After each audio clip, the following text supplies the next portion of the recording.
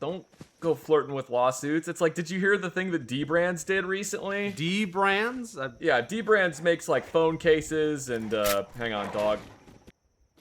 Anyway, yeah, Dbrand, they make like phone cases and they make a bunch of things. The first lawsuit they got into trouble for, they've gotten into several lawsuits. I think they might just like getting sued.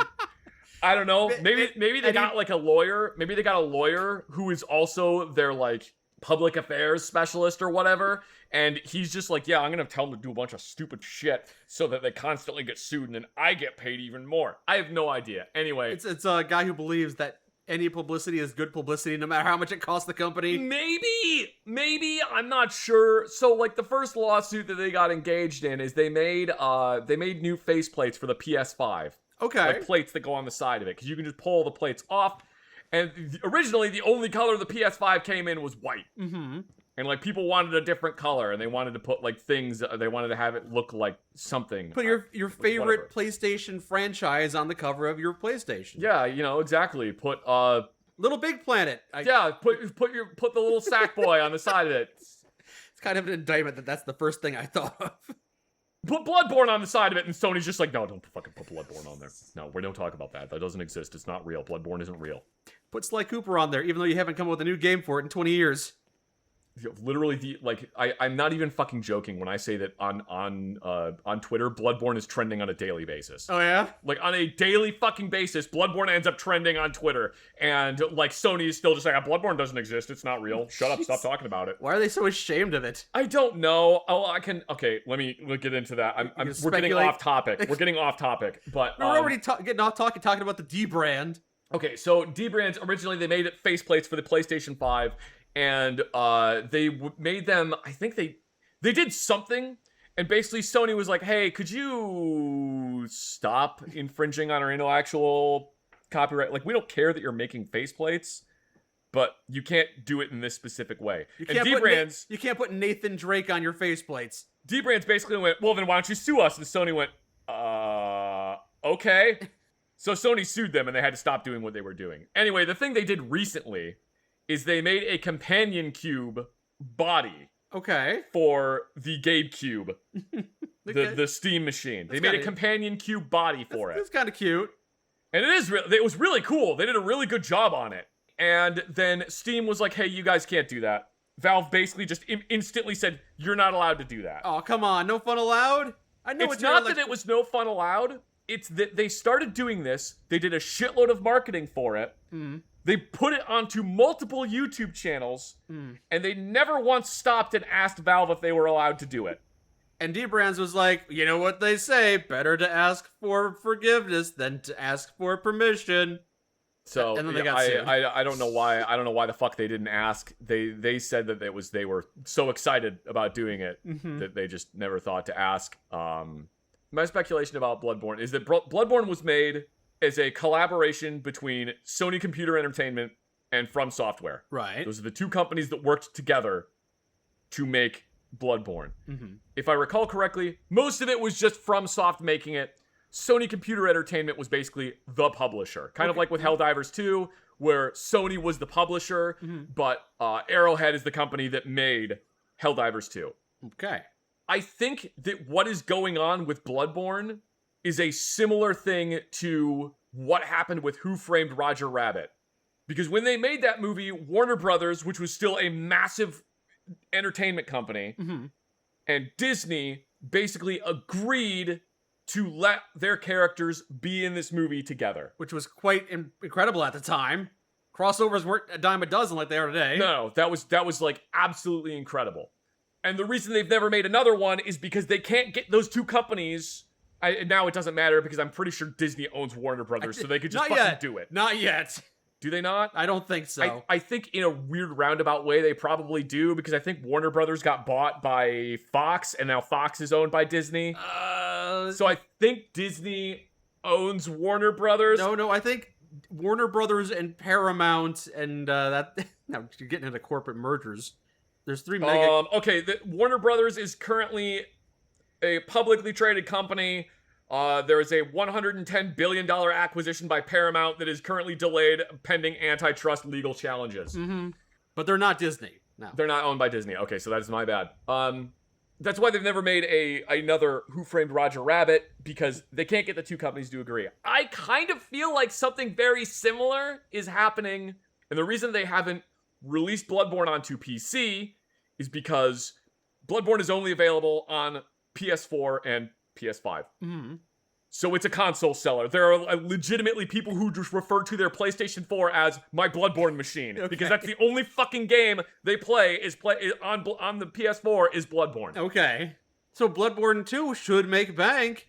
Or it could be a flash in the pan. They're unwilling to put the things that people always want is, I want Bloodborne on PC. I want Bloodborne 2. Those are the two things that people always want is, I want Bloodborne on PC. I want Bloodborne 2. I don't particularly care about getting Bloodborne 2. Two monkeys paw finger curls and you get Bloodborne 2, but it's PC exclusive.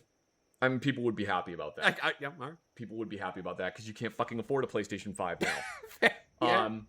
I feel like they're not going to put Bloodborne onto PC because it's a console seller. People legitimately will buy a PlayStation 4 or PlayStation 5 just to play Bloodborne. Sure. That is the only reason they'll fucking buy one. Mm-hmm. They're not going to make a Bloodborne 2, I feel like, because I feel like it's a thing where either FromSoft or Sony will not agree to the terms that the other one is setting up. Because they both own it. They have a co-ownership of Bloodborne. I see. I think maybe what's going on is like, this is just me speculating wildly. This is wild speculation on my part. Mm-hmm. From Software really wants to make Bloodborne 2, but Sony is like, okay, well, it needs to have an online PvPvE multiplayer element, and there needs to be a love story that's in the second act. You need to put Crash Bandicoot in it, blah, blah, blah. And From Software's like, yeah, no, we're not doing that. Or, on the other end of the spectrum, it could be that From Software wants to do a bunch of goofy shit. Yeah. And Sony's like, no, I'm not agreeing to that. Sony, can we make Bloodborne 2? Approved. Now let's talk about the Season 1 Battle Pass. Sony could be like, hey, FromSoft, we really want to make Bloodborne 2. Why don't we work together on that? And they're like, yes, here's the director of Dark Souls 2. He's going to be in charge of Bloodborne 2. And Sony just goes, yeah, we're out. Never mind. Fuck you. We're done. You got some blood? I'm getting up. I'm leaving. I'm leaving this meeting right now. Some bad blood, maybe? This is entirely a personal opinion. I fucking hate Dark Souls 2. I do not like how Dark Souls 2 is done, and there's way too much of Dark Souls 2 in Elden Ring. Oh, okay. I'm not going to discuss it anymore. Okay, yeah. That is entirely comment bait. Okay. That is comment bait now. So I'm going to have hundreds of people being like, how the fuck dare you not like Dark Souls 2? You're a fucking piece of shit. If you like PvP, then you love Dark Souls 2. I don't like PvP. I also think Dark Souls 2 is shit. Okay. But that's my personal opinion. Anyway, there's too many fucking bosses in that game. There's too many goddamn bosses in Dark Souls 2. Every single time I watch someone play Dark Souls 2, I see another boss that I didn't know was in that game. Every single fucking time. Okay. I mean, there's something to be said about a variety. At least it's not using the same enemies over and over again, right? But then again, it's hard to memorize their movement patterns. No, they fucking do that shit. They do that shit in Elden Ring, too. They reuse There is in Elden Ring, there are like 100 something bosses in that game. Oh. There are like 100 something bosses in Elden Ring. Do you know how many unique bosses are? By unique bosses, I mean you fight this boss once and then you never fight them again. Do tell. There's like 2. Okay. Out of 100 something bosses, there are 2 unique bosses in Elden Ring. So I didn't mean to send you down that tangent. Oh, it's so fucking infuriating, dude. It's so infuriating. And then everyone's like, oh, the DLC's so great. Oh, wow, yeah, the DLC's amazing, where you fight Radon again. One of the only unique bosses that was in Elden Ring. One of the only unique bosses. You just brought him back, and now I gotta fight him again and his twink brother. Wow, great. I love this. This is so much fun. Oh, I'm sorry you didn't enjoy Elden Ring. It's okay, I didn't either. I liked Elden Ring. I did not like the DLC. Oh, okay. I think the DLC actually made the game worse for me. Ooh. Yeah, I did not like it. Anyway, that's just comment bait now. If you liked Elden Ring, comment below why we are wrong. I think that might be what's happening with Bloodborne, is that Sony and From Software cannot agree on what to do with Bloodborne at this point. Which is why Jacksepticeye is making a animated Bloodborne movie. What? And I think this proves my point. I think Sony has the rights to make Bloodborne media that is not a video game. And this is the only way that they can make Bloodborne content without getting permission from software. I really think this is this proves my point. They just don't like From Software, I guess. I think From Software and Sony just basically cannot make an agreement on what to do with Bloodborne 2. And that might literally just be From Software being like, no, we need to have full creative control of it. And Sony saying no. The only thing we can do is speculate. So that is partially why Dark Souls exists, is because Sony and From Software made Demon Souls, and then Sony basically was just like, yeah, we don't need to make a sequel to that game. And they wanted to, so they made Dark Souls because they couldn't make Demon Souls. Right. And then Bloodborne was supposed to be the companies finally getting back together and setting aside their differences. And I don't think it's that. No, I have no idea. Just building these narratives in my head. We should probably do stuff for the folks of Far Harbor. I mean, I like talking about random shit. We could do that while we're walking around and killing ghouls. I can't talk about shit while I'm walking around and killing ghouls. No. Or getting blown up by landmines. Yeah, interrupts the discussion a little bit when you get your leg blown off. Yep. Anyway, yeah, I think that might be the case there. I don't know though. I can't prove any of that. I don't know why it made me think of this, but just I cannot explain. Normally I can explain the connection that happened in my head. Normally I can explain it. I don't, because normally it's so fucking ADHD fueled and insane that there's no point in me trying to explain it. Because then you're just like, why is that the connection that you made? For some reason, when you said that, that made me think of how last night I was looking up the soundtrack to the movie The Thing. Okay. And I was like, oh, I should get the soundtrack to the movie The Thing on cassette. So I looked up on eBay to see how much it cost. I found 2 copies of it on cassette. Okay. You want to take a guess at how much those 2 copies were? Oh, cassettes are old media, and The Thing is an intellectual property over 50 years old, so... It's not over 50 years old. Did it come out in the 70s? You know, that was the first... it's from 82. Okay, so it wasn't too far off. The 80s. It was in the 80s. That was like the first big movie that Keith David was in. Yeah. Normally he'd done theater up until that point. Sorry, I didn't mean to distract you from the thing that your ADHD brain was talking about. Oh, yeah. Anyway, I decided to look up cassettes of the soundtrack to the movie The Thing, because I wanted to see... They were expensive, and they were $500 each. You were close. One of them was $300. Okay. The other one was $2,400. Fresh in box, never opened. It was new in box, and then I had sent it somewhere to have it graded. So it's just like, now it's even more fucking money. Yeah. I was just like, God damn it. I'm just going to find a fucking cassette I have that's like 45 minutes long. I just need to find a 45-minute long cassette and just record the soundtrack. Just get a 45-cent cassette tape, record onto it like you're back in the 90s, and then pull off little squares so you can't record over it by mistake. Well, I mean, I got a good cassette recorder, so I can actually record decent quality cassettes. Okay. I can record decent quality cassettes, especially if I use like a Type 4. Okay, so it's not like what I was doing, where I was holding my cassette tape deck up to the radio to record. Oh no, I take like a good line input that's like of a high quality MP3. Usually, I try to find lossless if I can, and then I try to record it directly from the lossless audio source onto a cassette tape. So it's about as good as I possibly can get it. Make no mistake though, cassettes do not sound better than CDs. You hear from a lot of people that are like analog aficionados that like, oh, well, cassettes sound so much better than blah, blah, blah. No, they fucking don't. Cassettes do not sound better than CDs. The best you can get is a cassette sounds almost as good as a CD. You will never get a cassette to sound as good as a CD. I think you can maybe get like a record player to sound as good as a CD, but it's a different type of good. Literally the best description I've ever heard is just calling it like the audio sounds warmer, which is not really a good way to describe it. I guess. But that's like the best way I can describe it, is that it sounds... It has more soul to it than like listening to it on like an MP3, I guess. I'm so fucking glad that I'm not like an audiophile. Dude, I cannot tell you how glad I am I'm not an audiophile. Me too. Yeah. I just like analog media I think analog media is cool. I like having a physical copy of the thing. Yeah.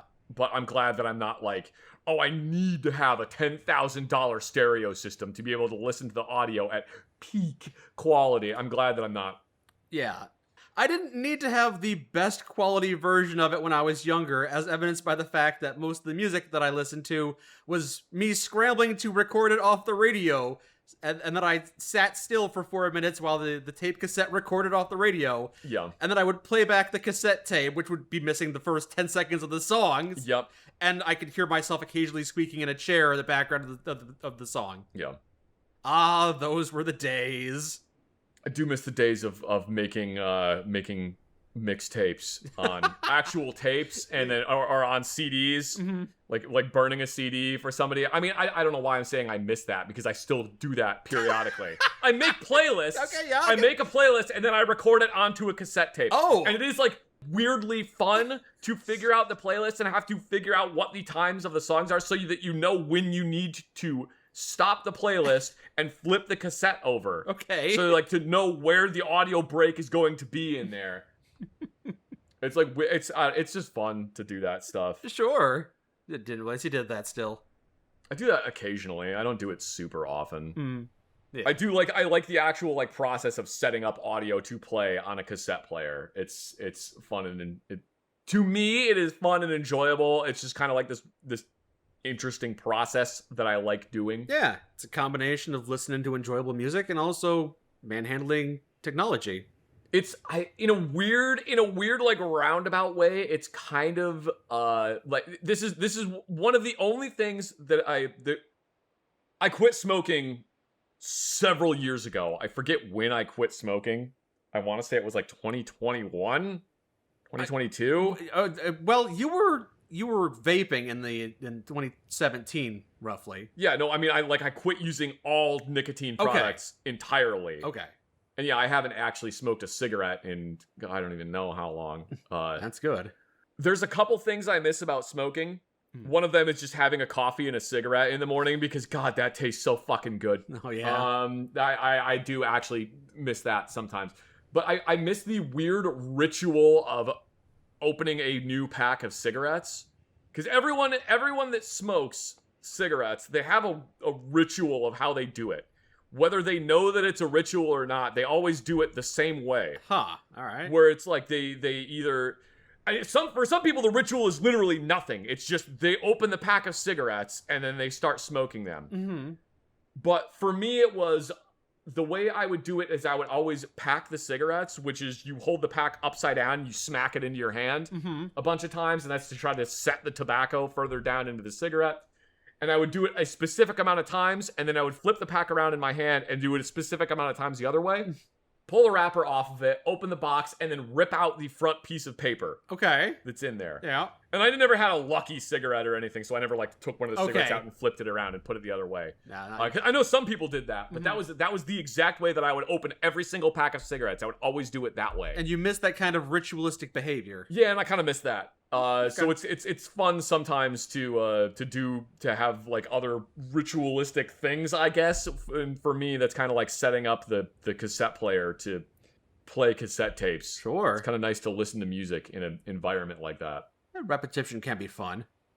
Especially in the era of, I want to listen to this song, and then it takes you like 2 clicks to go on YouTube or Spotify or fucking whatever and listen to that song. Or if you have it saved on your computer. It's kind of nice to be like, I want to listen to this song that's in the middle of this fucking album, so I'm just going to listen to the entire album. Oh, okay. I don't know if I would share that sensation, but I'm glad that's something that you enjoy. It's kind of nice to do that. You can get a similar experience by doing that like with vinyl. The problem with vinyl is expensive. it takes up a lot of space. Yeah. It is kind of expensive. It used to be a niche hobby, but now it's everyone's niche hobby, so they price a lot of people out of it. I wouldn't say it's everyone's niche hobby, because I think vinyl is actually probably more accessible now than it has been previously, especially with a lot of companies now are producing vinyl, and they're like if you buy a vinyl album, it comes with a digital download. Oh, all right. I don't know if that's necessarily the case anymore, considering how fucking anti-consumer our entire country has become. It probably varies from company to company. bringing it back to Sony very briefly, because they decided that no more physical games. You don't get physical games anymore. And I know people were bitching about how Sony downloads are going to work, is that you get a code and that code is only good for X period of time. That's not new. They've been doing that.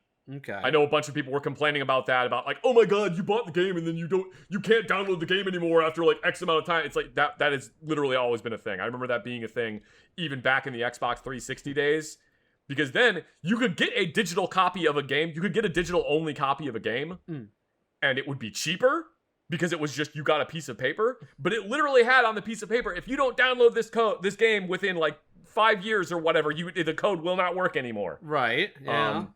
So that's kind of always been a thing, but Sony made the incredibly brave decision to only do digital. Recently, that's a decision, and I don't think they're going to be backing down from that. But then immediately after that, they put out a press release that now they're going to be making a vinyl record player again.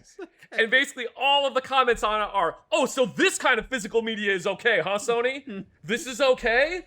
They will make what people will buy it if people aren't buying physical games. It's not that people aren't buying physical games. They just don't want you to own games, and they don't want to have to produce the physical discs. Yeah. That's what it is. It's just Sony being fucking greedy. It's just Sony being greedy. Yeah. Most of those companies are. Which is really fucking infuriating. It's annoying, yes. I bought a physical copy of Bloodborne. Okay. Recently. Yeah. Again, we're going back to that one. I bought a physical copy of Bloodborne recently because I didn't actually have a physical copy. So I bought the PAL version, which comes with all of the DLC already on the disc. The European version, because those consoles can now play any version. Yeah, the consoles are not region locked anymore, so I can just play the PAL version because the disc is exactly the same between PAL and NTSC. Okay. But with more content on the PAL. But it has all of the DLC on the disc. Okay. So this way, if for some reason Sony decides that they're not going to make Bloodborne available to buy anymore, I can still play it. There you go. You got the foresight. The problem was when my disc arrived, we have a thing in the United States that's called media mail. Nobody fucking uses media mail anymore. Okay. Which is infuriating. I've heard of it, yeah. Media mail is basically, it's for things like, it was originally for magazines, but also there used to be a thing that was like the record club, and you would get a new record like every month. Okay. Or whatever. Yeah. Back when we were dumber and more easily entertained, and one record would last us for a whole fucking month. Yes. And that it was for things like that, or cassette tapes. That's what media mail was supposed to be for, and it was a cheap way to send media because media is lightweight. Yeah. By comparison. Nobody fucking uses media mail anymore, so when the dude sent me my copy of Bloodborne for the PS4, he just threw it into a padded envelope, and then it got stuck into a fucking UPS machine somewhere, so it took a whole chunk out of the side of the box. That's not... And it was an unopened copy of Bloodborne, so now my unopened copy of Bloodborne's got a case that's fucked up. The packaging is ripped for it. The disc is still fine, though? The disc is fine. I had to open it to make sure that the disc was okay, which is really, honestly, that should be the only thing I care about. But it fucking irritates me that my copy of Bloodborne that I bought because I wanted to have a physical copy. And now you have a damaged physical copy. Now I have a damaged physical copy of it. So now I gotta go find a fucking PS4 disc container that I can swap it out with. So annoying. Anyway, I like having physical media. Buy physical media. It's great. Physical media is nice. Having physical media is great. Yeah, it takes up space, but you know what? At least you still own the actual fucking copy of it. I do that with literally every single Nintendo game that I buy. If it's a mainline Nintendo game, I buy a physical copy of it. Because one, then they can't take it away from me if I own it. And two, those don't depreciate. I mean, they do, but not really. Yeah. I was at a used game store the other day because I was trying to find a copy of the new Splatoon Raiders game. And dude, I went to 3 different stores, and I called 5 different stores to ask if they had a copy of Splatoon Raiders, and nobody had it. Apparently the Splatoon Raiders game that came out is really good. I've heard it's one of the highest rated Nintendo games. I've only briefly played it, but it's been fun while I've been playing it. Oh, so you did get a copy. I finally did get a copy. I went to a place that sells DVDs and also used games. You were desperate enough to look in the strip mall? Well, because I was like on my way home. I had checked Best Buy. I had checked like local stores. I had checked like Target. Mm-hmm. I checked Walmart. What about Kmart? Kmart doesn't exist anymore. You have to go to Australia to find Kmart. Check out Circuit City, Radio Shack. So I had called this place that was like in the strip mall, and I was like, "Hey, do you have a copy of Splatoon Raiders?" And they're like, "Yeah, actually, we have like 4 copies." Ooh. Like, what the fuck? All right. Best Buy did. I checked multiple. I called multiple Best Buy places, or I checked on the website. None of them had this game. I don't know why nobody had it. It kind of makes me tinfoil hat conspiracy theory. Nintendo's trying to make fewer physical games because they're going to be next for doing. No, there's no more physical. You can't own the game anymore. Possibly. Are their systems strong enough that they have enough storage capacity to just have the games saved onto the console? I mean, yeah. Well, okay. So yes, with an ampersand. The ampersand being you have to put a micro SD card into it. And surprise, surprise, on the Switch 2, they went to a new format of micro SD that the old format of micro SD doesn't work anymore. So now you gotta buy another fucking thing to put into your stupid goddamn console to make that download more games because you can't use the old one anymore. Not only, it's not like you can use the old one, but it'll run really slow. It's you straight up cannot use the old format of micro SD card in the Switch 2. Oh, really? It doesn't work. Wow. So fucking annoying. Anyway, we've come full circle to the PSV proprietary format sticks. Sony's kind of always done that. Sony likes trying to make their own. It's still obnoxious. Media. Oh no, I'm not saying it's not obnoxious. Yeah, the PSP having its own the Sony memory stick thing. Which, to be fair, their cameras also use that same memory stick. So theoretically, you could have swapped them between a camera and a PSP. Whatever. Anyway. Yeah, I finally did get a copy of Splatoon Raiders, and then while I was there, to get back to my original point, I was looking at some of the Nintendo 64 games, and then depending on what the Nintendo 64 game is, they still cost close to what they cost when they came out. There was a copy of NFL Blitz, and it was like $30. Yeah? I think NFL Blitz probably cost slightly more than that. There was a brief window of time where old Nintendo games were dirt cheap. Yeah, they were like $30 or $40. Now it's all classic and vintage, and they've jumped back up and everything. I mean, when I bought a copy of Resident Evil 2 for the N64, that cost me like $40 or $50. And that's for just the game. If you still have an N64 game with the original box, it's worth like twice what the game would normally go for. Yeah. Because they all came in a shitty cardboard box that just fell apart immediately. Yeah, and nobody bothered to keep them. No. The boxes were really bad. They were not good long-term storage options. It makes me really happy that my copy of Resident Evil 2 for the N64, it has a sticker from a video rental store on it. And it's a very regional, local video rental store to like where we live. Okay. So it makes me really happy that my copy of this game, it was like I know exactly where it came from. Okay. And actually, it like weirdly makes me really happy. If it was like somebody had written Bobby on the top of it with a Sharpie, then that would actually make me mad. But this makes me happy. Okay. Yeah, buy physical media. It's pretty cool having physical media. It's neat.